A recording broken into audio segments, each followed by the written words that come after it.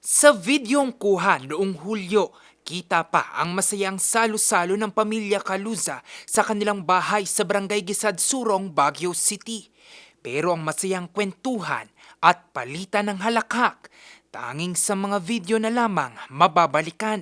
10 miyembro kasi ng kanilang pamilya ang nasawi sa nangyaring pagguho sa Baguio City, Linggo ng gabi, August 9. Sa Ground Zero, kasabay ng malakas na buhos ng ulan, ay siya ring pagluha ng mga kaanak.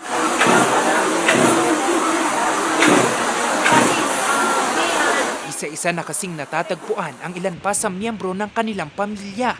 At pasado 2:00 ng madaling araw kanina, nahugot na mula sa gumuhong lupa ang 13 tao. Wala na itong buhay. Nakaburol na ngayon ang mag-anak sa isang kapilya sa Baguio City. Sana panaginip lang. Pero wala eh.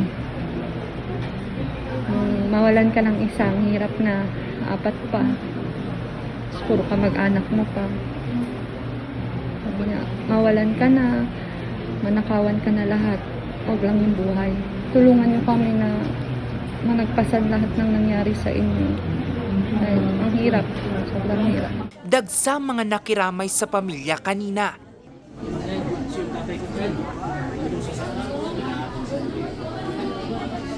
Si Nanay Mirna, hindi man personal pang makabisita sa burol, inalala na lamang ang kabaitan ng mag-anak. Mabait po kasi si Sir Orlando Soriano.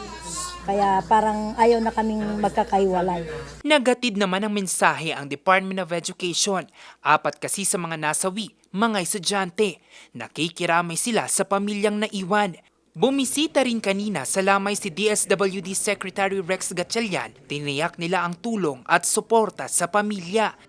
Sa ngayon, nananatili sa evacuation center ang 27 pamilya o katumbas ng 103 individual na apektado ng nangyaring pagguho.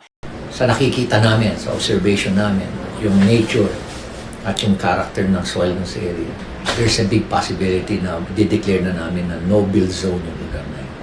Sa ngayon, pinag-uusapan pa ng pamilya kung kailan nakatagdang ilibing ang mga kaanak. Jose Robert Inventor, RNG News.